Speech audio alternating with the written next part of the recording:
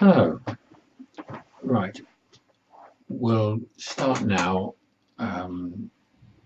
Well, just before I was born, then, if you like. My father was in the RAF in Palestine in 1948, and he was in the RAF after the war because he was in a reserved occupation during the war as an engineer making parts for Spitfires. He made the pump, in fact, parts for the pump, which operated the flaps on the wings.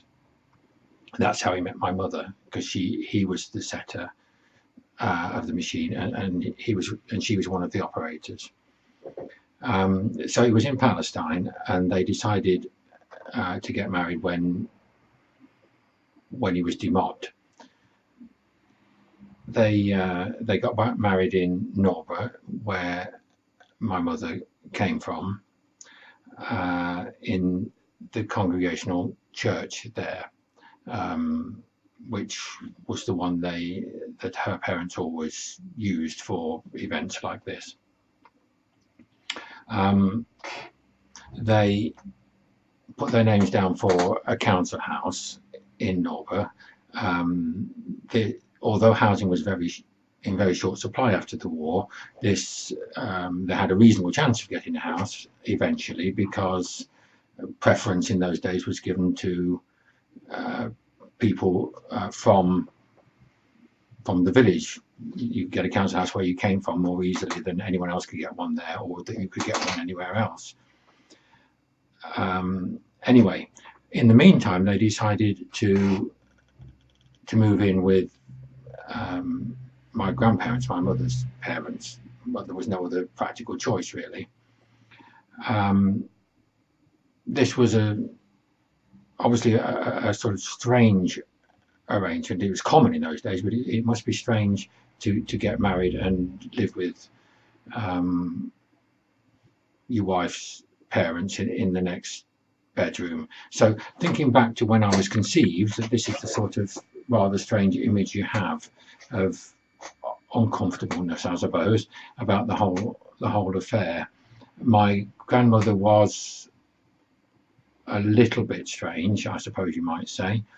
One little example of this would be that in the 1930s, she'd been out to work, which was relatively unusual for a married woman, and they'd saved up money to have electric put in the house, but she was so precious about this electric that she had paid for, that even though there was electric in my parents' bedroom, they used the gas light for preference, as a sort of gesture that they weren't going to use her electric if there was rules to do with it. Anyway, I suppose we'll move on now to me asking about where do children come from as a young child. I do have a memory of this and the response. Now, both my parents had what could be described now as heathen beliefs.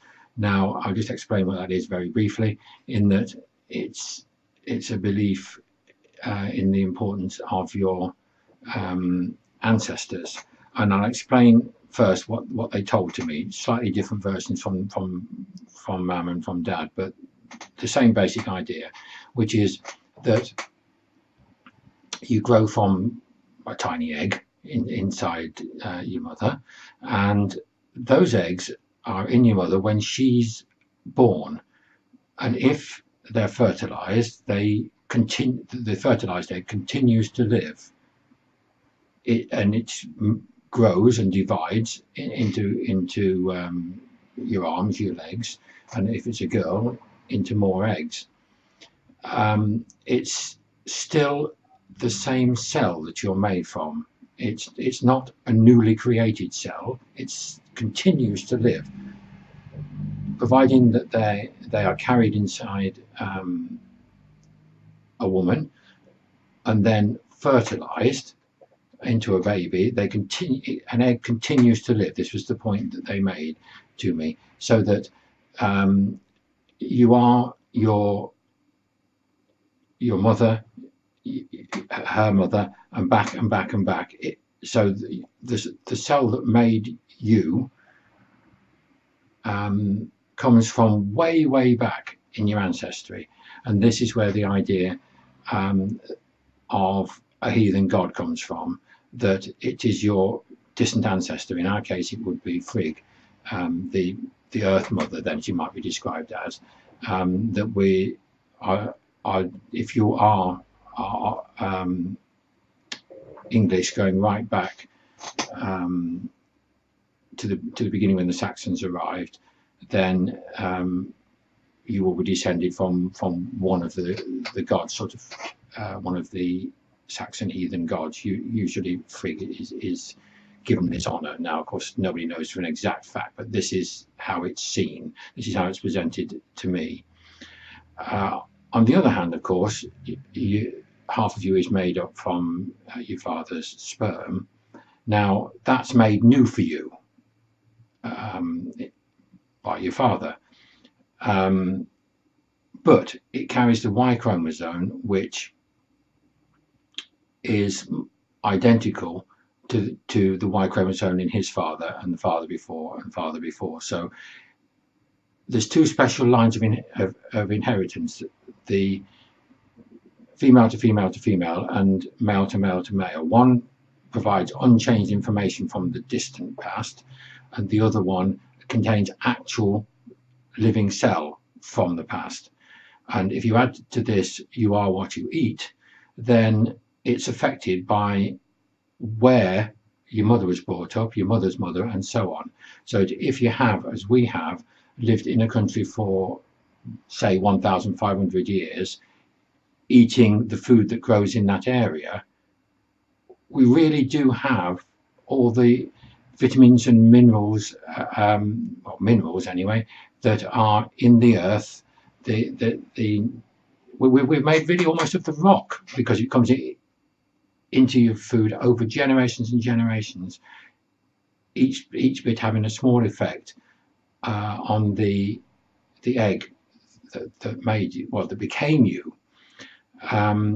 Further, of course, we have bacteria in our gut, and these come down through your mother as well. These bacteria are designed to digest the food that grew in the area in which your ancestors lived.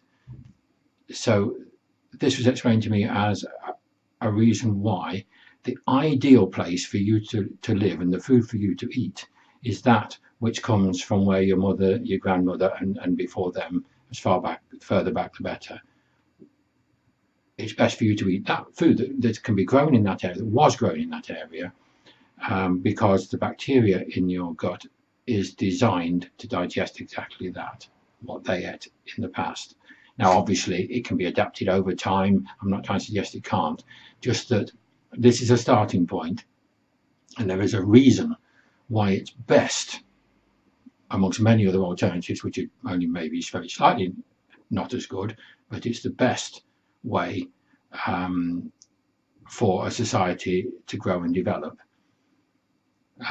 So I think at this point, I'll say bye.